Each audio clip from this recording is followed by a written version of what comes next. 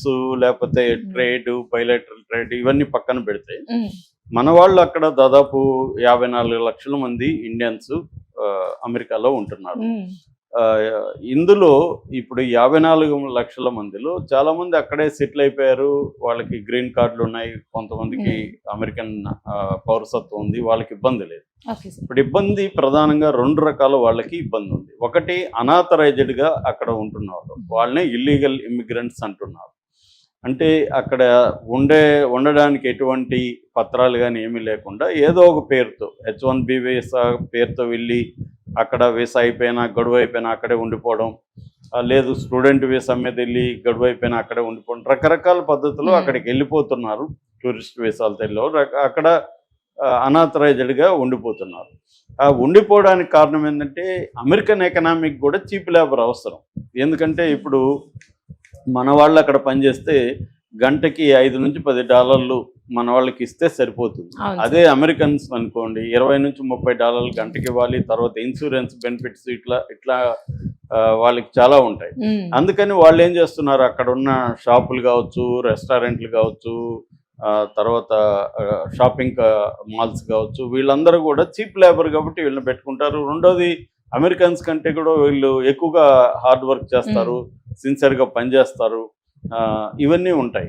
దానివల్ల వాళ్ళు కూడా వాళ్ళకి చీప్ లేబర్ అమెరికా కావాలి కాబట్టి ఇన్ని రోజులు అమెరికన్ ప్రభుత్వాలు చూసి చూడనట్టు తెలియకుండా ఎలా ఉంటారు వీళ్ళందరూ, తెలిసే ఉంటారు కదా. అలా 1,13,00,000 మంది ఉన్నట్టుగా అమెరికాలో ఇట్లా అనాథరైజ్డ్ ఇల్లీగల్ ఇమిగ్రెంట్స్ అనేది తేలింది. దీంట్లో ఇప్పటికీ 18,000 మందిని మన వాళ్ళని ఇండియన్స్ని ఐడెంటిఫై చేశారు. అందులో నాకు తెలిసి తెలుగు వాళ్ళు చాలా తక్కువ ఉంటారు. ఎందుకంటే తెలుగు వాళ్ళు ఇల్లీగల్గా అమెరికాకి వెళ్ళే వాళ్ళు చాలా తక్కువ ఉంటారు. ఎక్కువగా నార్త్ ఇండియన్స్, ముఖ్యంగా హర్యానా, పంజాబ్ ఈ ప్రాంతంలో ఎప్పటి నుంచో దాని మీద ఉంది. డంకే అనే సినిమా కూడా దాని మీద వచ్చింది.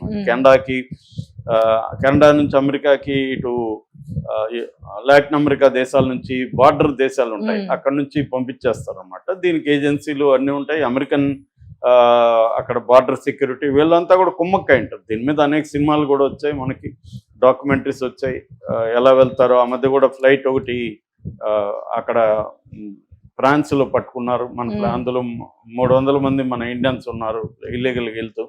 ఇక్కడ ఏంటంటే 50 లక్షల నుంచి ₹1 కోటి ఖర్చు పెడితే మనల్ని ఇల్లీగల్గా పంపించేసే వాళ్ళు ఉంటారు. అక్కడ పోయినాక 50 లక్షల కోటి అక్కడ సంపాదించుకోవచ్చు. ఇలాగా వెళ్ళిపోయే వాళ్ళు చాలా మంది ఉన్నారు. అలాగా 18,000 ఇప్పటికి గుర్తించారు. ఇది 2,20,000 మంది ఇండియన్స్ ఉన్నారని చెప్తున్నారు, కానీ మనకి ఇప్పటి వరకు అయితే 18,000. ఇక్కడ ఇల్లీగల్ ఇమిగ్రెంట్స్ సంబంధించి ప్రధానంగా ఇప్పుడు ట్రంప్ కొన్ని నిర్ణయాలు తీసుకున్నాడు. ఆ నిర్ణయాలు ఏంటంటే ఇందులో ఇల్లీగల్ ఇమిగ్రెంట్స్ అందరినీ క్రిమినల్స్గా ప్రకటించారు. యాక్చువల్గా అమెరికన్ చట్టాల ప్రకారం ఇల్లీగల్ ఇమిగ్రెంట్స్ అనేవాళ్ళు క్రిమినల్స్ కాదు, అది సివిల్ క్రైమ్. యాక్చువల్గా క్రిమినల్ క్రైమ్ కాదు. అంటే వాళ్ళని జైల్లో పెట్టడం అది చేయకూడదు. వాళ్ళకి ఫైన్లు వేయచ్చు, డిపోర్ట్ చేయొచ్చు, వాళ్ళని మళ్ళీ వేరే దేశాలకు పంపించడం, అది ఎక్కడి నుంచి వచ్చారో అది చేయాలి. అది చేయకుండా ఏం చేస్తున్నారంటే వాళ్ళని క్రిమినల్స్గా ప్రకటించాడు ట్రంప్. నిజానికి చట్టం ఒప్పుకోదు, కానీ చట్టం తేవాలని ప్లాన్లో కూడా ఉన్నాడు ట్రంప్. కాకపోతే ఏంటంటే చట్టం తేవడం ట్రంప్కు సంబంధించిన రిపబ్లికన్స్లోనే దీని పట్ల వ్యతిరేకత ఉంది. ఎందుకంటే అమెరికన్ ఎకనామీ దీని మీద డిపెండ్ అయింది, చాలా చీప్ లేబర్ మీద. చీప్ లేబర్ పోతే కాస్ట్ అయిపోతుంది. కాస్ట్ అయినప్పుడు గూడ్స్ పెరుగుతాయి, కన్జ్యూమర్ బర్డన్ పెరుగుతుంది. వాళ్ళు ఏం చేస్తారు, ఇప్పుడు షాప్లో 4 పని చేస్తున్నారు, $5 గంటకు పనిచేసే వాళ్ళ స్థానంలో $30 ఇవ్వాల్సి వస్తే నలుగురికి, వాళ్ళు 4 పెట్టుకోలేరు, 2 పెట్టుకోవాలి. ఆ 2 సరిగ్గా పనిచేయరు, దానివల్ల వాళ్ళకి ఇబ్బంది. ఇవన్నీ మళ్ళీ ఆ సరుకులు లేకపోతే ఫుడ్ అన్నీ కూడా కన్జ్యూమర్ గూడ్స్ పెరిగే అవకాశం ఉంది. సో ఇలాగా అది రిపిల్ ఎఫెక్ట్ రకరకాలుగా పడుతుంది. దానివల్ల అమెరికన్ ఎకనామిస్టులు కూడా ఇదంతా ట్రంప్ చేస్తున్నది సడన్గా అలా చేయకూడదు, దీనికి ఒక ఆర్డర్ ఉండాలి. ఒక్కసారిగా నువ్వు 1,30,00,000 మంది 13 లక్షల మందిని తరిమేస్తానంటే ఎలాగా అనేది అక్కడ కూడా ఆందోళన ఉన్నాయి. కానీ ట్రంప్ వినట్లేదు. సో ఇప్పుడు ఏంటంటే ఒక 30,000 మందిని గౌంతనామా బే అని ఒక ఏరియా ఉంది, అది ఎక్కడంటే మెక్సికో దీంట్లో బార్డర్లో ఉంటుంది. అంటే అది వాళ్ళది, మెక్సికో వాళ్ళది, అమెరికా ఆక్యుపై చేస్తుంది అనేది మెక్సికన్ ఆరోపిస్తుంది. కానీ వీళ్ళ కంట్రోల్లో ఉంటుంది, అమెరికా కంట్రోల్లో. కానీ లీగల్గా అది అమెరికన్ది కాదు. అందువల్ల అక్కడ ఒక జైలుని, మిలిటరీ జైలుని పెట్టారు ఎప్పుడో అమెరికా వాళ్ళు. పెట్టి ఈ టెర్రరిస్టులు కావచ్చు, అమెరికాకి నచ్చని వాళ్ళు కావచ్చు, వీళ్ళందరిని అక్కడ వేసేసి అది అత్యంత క్రూరమైన జైలు. దాని మీద సినిమాలు కూడా, గౌంతనామా బే పేరుతో సినిమా కూడా ఉంది, చాలా సినిమాలు వచ్చాయి. అంటే మామూలుగా అయితే అమెరికాలో టార్చర్ అనేది బ్యాన్ చేశారు, టార్చర్ చేయకూడదు ఎవరిని. కానీ గౌంతనామా బేలో టార్చర్ చేస్తారు, ఎందుకంటే అది వీళ్ళ చట్టాల కిందకి రాదు కదా. కాబట్టి అక్కడ పోయి వాటర్ బోర్డింగ్ అంటారు, మీరు సినిమాల్లో ఇంగ్లీష్ సినిమాలు చూస్తుంటే వచ్చుంటాయి, ఈ మధ్య ఇండియన్ సినిమాల్లో కూడా పెడుతున్నారు. ముఖం మీద ఒక గోనె సంచో అట్లాంటిది కట్టేసి దాని మీద వాటర్ పోయడం, దాన్ని వాటర్ బోర్డింగ్ అంటారు. ఇంకా రకరకాల టార్చర్స్ అక్కడ చేసేదానికి మిలిటరీ జైలు పెట్టారు. ఇప్పుడు ఆ మిలిటరీ జైలు పక్కనే ఒక ఈ ఇల్లీగల్ ఇమిగ్రెంట్స్ కోసం కూడా ఒక జైలు అక్కడ ఏర్పాటు చేశారు. వీళ్ళకంత క్రూయల్గా ఉండకపోవచ్చు, కానీ ఆ ప్లేసే ఒక భయంకరమైన ప్లేసు. అదేమి చట్టాలు వర్తించు, అమెరికన్ చట్టాలు. అలాంటి ప్లేసులకి ఆల్రెడీ ఇప్పుడు తక్కువ మంది ఉన్నారు, అక్కడ ఉన్నారు ఇప్పటికి కూడా ఇల్లీగల్ ఇమిగ్రెంట్స్ లో క్రిమినల్స్ అనే వాళ్ళని కొంతమంది, అంటే ఇల్లీగల్ ఇమిగ్రెంట్స్ గా వెళ్ళి అక్కడ క్రైమ్ చేస్తారు కదా, వాళ్ళని ఇల్లీగల్ క్రిమినల్స్ అనే వాళ్ళని అక్కడ పెడుతున్నారు. ఇప్పుడు ట్రంప్ ఏం అనౌన్స్ చేశా అంటే 30,000 మంది నేను అక్కడ పెడతాను, బెడ్స్ రెడీ చేస్తున్నానని అనౌన్స్ చేశారు. అందులో విజువల్స్ ఆల్రెడీ వస్తాయి, గొలుసులు వేసి కట్టేసి తీసుకెళ్తున్నారు.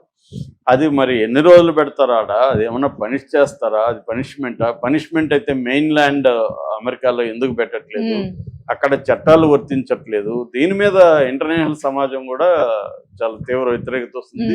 ఈ 30,000లో ఇండియన్స్ ఉన్నారా అనేది ఇప్పుడు పుకార్లు వస్తున్నాయి. ఇండియన్స్ కూడా ఉన్నారు ఆ 30,000 అని.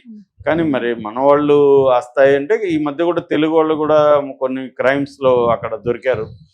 సో ఇండియన్స్ కూడా అక్కడికి వెళ్ళినాక క్రైమ్స్ లో చాలా మంది చేస్తున్నారు. సో వాళ్ళల్లో కొంతమంది ఇల్లీగల్ ఇమిగ్రెంట్స్ ఉన్నారు. మామూలు క్రైమ్స్ చేస్తే మెయిన్ ల్యాండ్ జైళ్ళలోనే పెడతారు. ఇప్పుడు ఏంటంటే ఇల్లీగల్ ఇమిగ్రెంట్స్ క్రిమినల్స్ గా ఉన్న వాళ్ళు అక్కడ పెట్టాలి, కానీ ఇల్లీగల్ ఇమిగ్రెంట్స్ అంతా క్రిమినల్స్ అనే వాదన అక్కడ వినిపిస్తుంది ట్రంప్ వైపు నుంచి. ఇది ఒక ఘోరమైన విషయం.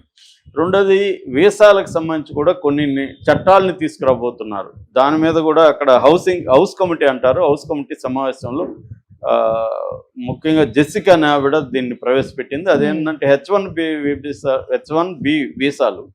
ఆ వీసాలు ఏంటంటే అక్కడ అమెరికన్ కంపెనీలు స్కిల్డ్ లేబర్ కావాలనుకున్నప్పుడు మనల్ని పిలుస్తాయి, ఇండియా కావచ్చు వేరే దేశాలు కావచ్చు.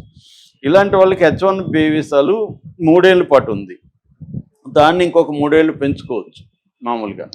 సో అది ఇప్పుడు తగ్గించేసి 2 ఏళ్ళకే చేయాలి, పెంచుకోవడం కూడా ఇంకొక 2 ఏళ్ళకే చేయాలి అనేది ఒక కండిషను. రెండోది, సంవత్సరానికి 75,000 వీసాలు మాత్రమే ఇవ్వాలి, కుదించేయాలి. అంటే మొత్తం ప్రపంచానికి సంబంధించి దాదాపు 32 దేశాల నుంచి అక్కడ ఉంటున్నారని చెప్తున్నారు. సో ఇది చేయాలని, అదే ఒక ఇబ్బంది మనకి. మూడవది ఏంటంటే, ఈ స్టూడెంట్స్ 2 రకాల వీసాలతో అక్కడికి వెళ్తారు, F1 అండ్ M1. F1 ఏమో రెగ్యులర్ కోర్సులకు సంబంధించి అక్కడికి వెళ్ళేవాళ్ళు ఫుల్ టైం కోర్సులు చేయడానికి. M1 ఏమో నాన్ అకాడమిక్ కోర్సులు కావచ్చు, లేకపోతే వృత్తి విద్యలు అంటాం కదా, అట్లాంటి వాటికి వెకేషనల్ కోర్సెస్, ఇలాంటి వాటికి వెళ్ళేవాళ్ళు ఉంటారు. సో వాళ్ళకి M1 ఉంటుంది. ఈ రెండింటి మీద కూడా రెస్ట్రిక్షన్స్ పెట్టి ఇక మీదట విద్యార్థులు అక్కడికి జాయిన్ అయ్యేటప్పుడే ఒక అఫిడవిట్ ఇవ్వాలి. అదేంటంటే, మేము చదువుకొని మళ్ళీ ఇండియాకి వెళ్ళిపోతాం అని చెప్పాలి. ఇప్పుడు ఏంటంటే 80% మన విద్యార్థులు ఇండియాకి రారు, అక్కడికి వెళ్ళినప్పుడు. దాదాపు ఇప్పుడు ఓపెన్ డోర్స్ ప్రకారం 3,30,000 మంది మన ఇండియన్ విద్యార్థులు ఉన్నారు. టోటల్గా అమెరికాలో విదేశీ విద్యార్థులు 11,26,000 మంది ఉంటే అందులో మన వాళ్ళు 3,30,000 మంది అన్నారు. అంటే దాదాపు 30% ఉన్నారు. ఆ 30%లో 56% తెలుగు వాళ్ళు ఉన్నారు.